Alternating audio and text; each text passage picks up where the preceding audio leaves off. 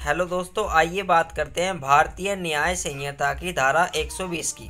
धारा 120 कहती है कि जो कोई इस प्रयोजन यानी पर्पज इरादे से स्वेच्छा छाया यानी जानबूझकर उपहति यानी चोट पहुंचाना, नुकसान करना कारित करता है कि उपहत व्यक्ति से या उससे हितबद्ध किसी व्यक्ति से कोई सन स्वीकृति या कोई जानकारी जिससे किसी अपराध या कदाचार का पता चल सके उदापित की जाए या उपहत व्यक्ति या उससे हितबद्ध किसी व्यक्ति को मजबूर किया जाए कि वह कोई संपत्ति या मूल्यवान प्रतिभूति वापस करे या करवाए या किसी दावे या मांग की पुष्टि या ऐसी जानकारी दे जिससे किसी संपत्ति या मूल्यवान प्रतिभूति को वापस कराया जा सके, वह दोनों में से किसी भांति के कारावास से जिसकी अवधि 7 वर्ष तक की हो सकेगी, यानी इस धारा में 7 साल की सजा है,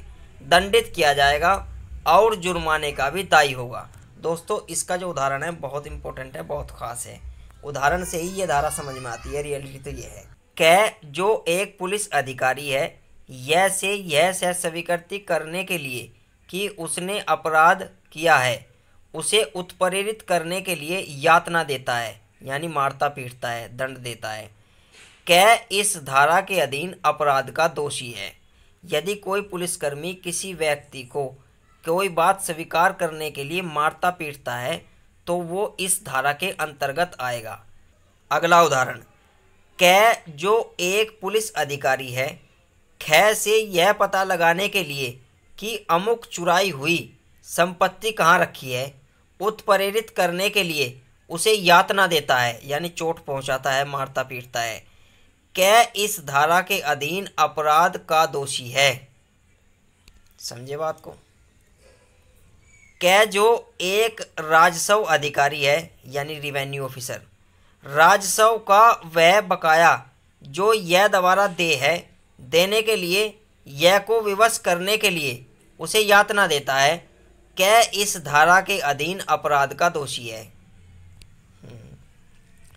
उपधारा 2, जो कोई उपधारा 1 में निर्दिष्ट यानी लिखी गई किसी प्रयोजन यानी पर्पज के लिए जानबूझकर घोर उपहति के बारे में हम बता चुके हैं। धारा 116 में घोर उपहति की परिभाषा दी गई है।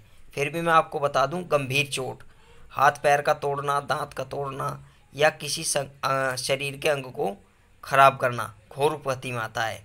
कारित करता है वह दोनों में से किसी भांति के कारावास से जिसकी अवधि 10 वर्ष तक की हो सकेगी, दंडनीय होगा और जुर्माने का भी दायी होगा।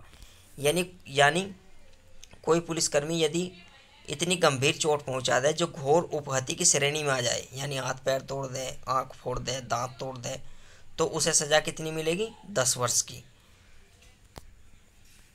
तो इस सेक्शन को आप ध्यान से पढ़ें, सेक्शन 120 है।